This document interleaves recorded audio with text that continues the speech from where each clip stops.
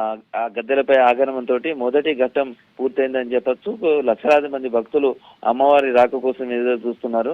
అయితే ఈసారి జాతరకు సంబంధించి కూడా చూస్తే సారలమ్మ సంబంధించినటువంటి అమ్మవారు గద్దెలపైకి రావడానికి సంబంధించి కావచ్చు, అదేవిధంగా పగడిద్దరాజు గోవిందరాజు సంబంధించినటువంటి దేవతల ఆగమనం సంబంధించి కొంత ఆలస్యమైందని చెప్పొచ్చు. అయితే కన్నెపల్లి నుంచి అమ్మవారిని తీసుకొని మేడారంలో ఉన్నటువంటి సమ్మక్క గుడికి వచ్చారు. ఆ తర్వాత సమ్మక్క దగ్గర ఆమె సారలమ్మ తల్లి అమ్మ దగ్గర అనుజ్ఞ తీసుకొని కోట్లాది మంది భక్తులు తమ చెంతకు వచ్చే వారిని అందరినీ కూడా అనుగ్రహిస్తాను, వాళ్ళ కోరికలు నెరవేర్చే విధంగా చూస్తాను, వాళ్ళ భక్తి పార్వశ్యానికి తాము ముగ్ధమవుతామంటూ అమ్మ దగ్గర ఆజ్ఞ తీసుకొని సారలమ్మ గద్దెపైకి వస్తుంది. రేపు సమ్మక్క రావటం ద్వారా మొత్తం మేడారం మహాజాతర పతాక స్థాయికి చేరుతుంది.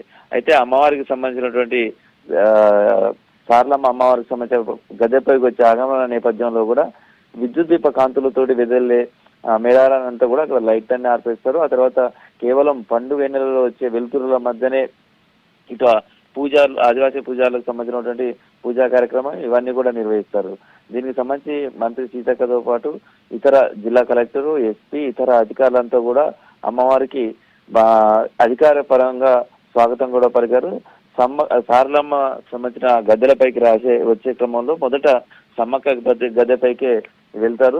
ఇటు సారలమ్మతో పాటు పగిడిద్దరాజు గోవిందరాజు సమ్మక్క గద్దెను దాటిన తర్వాత సారలమ్మ గద్దెకు తీసుకొచ్చిన తర్వాత సారలమ్మకు సంబంధించినటువంటి పూజలంతా కూడా అక్కడ అమ్మవారిని వనదేవతను పూజలు నిర్వహించడం ఇదంతా కూడా చేస్తారు. అమ్మవారికి ప్రతిరూపంగానే వనాన్ని చూస్తారు. ఆ వనానికి సంబంధించినటువంటి ఇది పసుపు కుంకుమ అక్కడ పెట్టడం ద్వారా ఈ సారలమ్మకు సంబంధించినటువంటి ఆగమనం అయిందని చెప్పుకోవచ్చు. ఆ తర్వాత గోవిందరాజుల గద్దె దగ్గరికి గోవిందరాజుల స్వామి, అదేవిధంగా పగడిద్దరాజుకు సంబంధించినటువంటి గద్దె దగ్గరికి పగడిద్దరాజుకు సంబంధించినటువంటి వెయిట్ చేశారు. మొత్తంగా ఇటు సారలమ్మ పగడిరాజు గోవిందరాజు చేరుకోవడంతో ప్రధానలోని మొదటి రోజు ముగిసింది. దీంతో ఒక్కసారిగా చాలా సేపటి నుంచి అమ్మవారి ఆగమనం కోసం ఎదురు చూసిన భక్తులు సారలమ్మ గద్దెపైకి రావడంతో ఒక్కసారిగా పులకించిపోయారు. వచ్చినటువంటి భక్తులంతా కూడా అమ్మవారిని దర్శనం చేసుకుని వెళ్లేందుకు తమ మొక్కులు చెల్లించుకుంటున్నారు. అయితే ప్రస్తుతం గద్దెల దగ్గర కూడా పూజా కార్యక్రమాలన్నీ కూడా నిర్వహిస్తున్నారు. ఇదంతా కూడా సారలమ్మకు సంబంధించినటువంటి వంశ పూజారులు, వాళ్ళకి సంబంధించినటువంటి కుటుంబాలు, ఆడబిడ్డలకు సంబంధించిన వాళ్ళే పాల్గొంటారు. దానికి సంబంధించినటువంటి పూజా కార్యక్రమం ఇదంతా కూడా కొనసాగుతుందని చెప్పొచ్చు. ఇది పూర్తయిన తర్వాత సామాన్య భక్తులకు కూడా దర్శనానికి అవకాశం కల్పిస్తారు.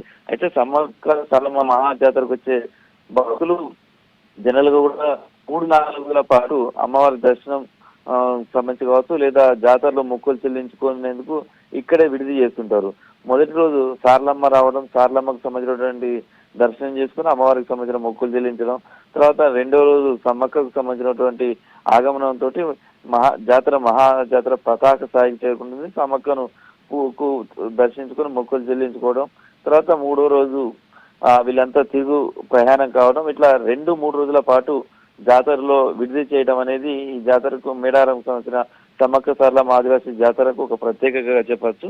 ఇది ఒక తెలంగాణ కుంభమేళగా ఆసియాలోనే ఇది అతిపెద్ద ఆదివాసీ గిరిజన జాతరగా ప్రసిద్ధి గందించింది. మొత్తంగా మేడారం సమ్మక్క సారలమ్మకు సంబంధించినటువంటి ప్రధాన జాతరలో ఉన్నటువంటి మొదటి అంకం ఏదైతే సారలమ్మ గద్దెపైకి రావటం అనేది అవుతుందో అది ఇవాళతో జరిగింది. మొత్తంగా రేపు సమ్మక్క చిలుకలగట్ట నుంచి వనంలోంచి జనంలోకి వచ్చి కోట్లాది మంది భక్తులను తమ కొంగు బంగారంగా నిలిచి అనుగ్రహిస్తారు. మొత్తంగా ఈ ఆదివాసీ అతిపెద్ద జాతరగా ఇది దేశంలోనే కాదు ఆసియా ఖండంలోనే అతిపెద్ద గిరిజన జాతరగా పేరుగాంచింది, ప్రసిద్ధిగాంచింది. మన రాష్ట్రంతో పాటు ఇటు ఛత్తీస్గఢ్ కావచ్చు, అదేవిధంగా ఒడిశా, మహారాష్ట్ర, పక్కనే ఉన్నటువంటి ఆంధ్రప్రదేశ్, ఇట్లా అనేక రాష్ట్రాలకు సంబంధించినటువంటి భక్తులు కూడా అమ్మవారి దర్శనానికి వస్తారు. ఇవాళ అమ్మవారిని దర్శనం చేసుకొని మొక్కులు చెల్లించుకుంటారు. అయితే గతంలో జాతరలకు ఈ జాతరలకు చాలా భిన్నంగా ఉందని చెప్పొచ్చు. దాదాపు 251 కోట్ల రూపాయలతో రాష్ట్ర ప్రభుత్వం మేడారాన్ని మొత్తం కూడా పునర్నిర్మాణం చేసింది. వచ్చే భక్తులకు ఈసారి శాశ్వత ప్రాతిపదికన ఏర్పాట్లు చేసింది. మొత్తం రోడ్లను వెడల్పు చేయడంతో పాటు జంక్షన్ల అభివృద్ధి కావచ్చు, పార్కింగ్ సంబంధించిన కావచ్చు, డ్రింకింగ్ వాటర్, ఇలా క్యూ లైన్లకు సంబంధించి కూడా ఆ ఆ, ఇవన్నీ వచ్చే భక్తులకు ఏర్పాట్లు చేయడం ఈసారి జాతరకు ఒక ప్రత్యేకత నిలిచింది. సేమ్ టైంలో ఆదివాసీ సాంప్రదాయాలు కావచ్చు, వాళ్ళకి సంబంధించినటువంటి జీవన విధానం, తర్వాత అమ్మవార్లకు సంబంధించినటువంటి గొట్టు గోత్రాలు, వాళ్ళకు సంబంధించిన పూజలు, వాళ్ళ అన్నిటినీ కూడా శాశ్వతంగా భవిష్యత్తులో కొన్ని వందల ఏళ్ల పాటు మళ్ళీ వాళ్ళ చరిత్రను తెలిపే విధంగా కూడా రాతి ఆ, నిర్మాణాలు చేశారు. దానికి సంబంధించినటువంటి పాలరాతితో చేసిన ఆర్చులు కావచ్చు, వాళ్ళ అమ్మవారికి సంబంధించినటువంటి పూజల గుర్తులు కావచ్చు, వాళ్ళ గొట్టు గోత్రాలు అన్నిటిని కూడా రూపొందించారు. ఈ నేపథ్యంలో ఇవన్నీ చూసేందుకు కూడా పెద్ద ఎత్తున భక్తులు తరలి వస్తుంటారు, వస్తారు. ఈసారి మొత్తంగా ముందస్తు మొక్కులు చెల్లించుకునే భక్తుల సంఖ్య కూడా ఈసారి దాదాపుగా ఆ 70 లక్షల వరకు కూడా ఉంది అనేది చెప్తున్నారు. దీంతో ఈ 4 రోజుల పాటు జాతరలో కలిపితే మొత్తంగా 2 కోట్ల వరకు కూడా భక్తులు అమ్మవారిని దర్శించుకునే అవకాశం ఈసారి ఉంది అనేది అంచనా వేస్తున్నారు. మొత్తంగా అమ్మవారికి సంబంధించినటువంటి ఏదైతే పూజా కార్యక్రమాలు ఏవైతే ఉన్నాయో అవన్నీ కూడా ప్రస్తుతం కొనసాగుతుంది. సేమ్ టైంలో ఇటు ఇది తర్వాత ఇప్పటి వరకు అమ్మవారి ఆగమనం కావచ్చు, తర్వాత అమ్మవారికి సంబంధించినటువంటి ఆ ఈ చిలుకల గట్టు మన కన్నెపల్లి నుంచి ఇక్కడ అమ్మవారిని తీసుకొచ్చే క్రమంలో పోలీసులకు సంబంధించి కావచ్చు, వివిధ శాఖలంతా అధికారులంతా కూడా సమన్వయంతో ఎలాంటి ఇబ్బందులు కలగకుండా, విఘ్నం కలగకుండా కూడా ఏర్పాట్లన్నీ కూడా చేశారు. ప్రస్తుతం అయితే ఇంకా ఆ పూజా కార్యక్రమాలు అవన్నీ కూడా కొనసాగుతున్నాయి. ఇదంతా పూర్తయితే సామాన్య భక్తులకు కూడా దర్శనం అవకాశం కల్పిస్తారు. మొత్తంగా చూస్తే ఈసారి మహాజాతరకు మాత్రం కోట్లాది మంది భక్తులు తరలి వచ్చిన నేపథ్యం కూడా కనిపిస్తుంది. సారలమ్మ ఆగమనంతో అయితే మొదటి రోజుకు సంబంధించినటువంటి ప్రధాన ఘట్టానికి సంబంధించినటువంటి పూర్తయిందని చెప్పొచ్చు.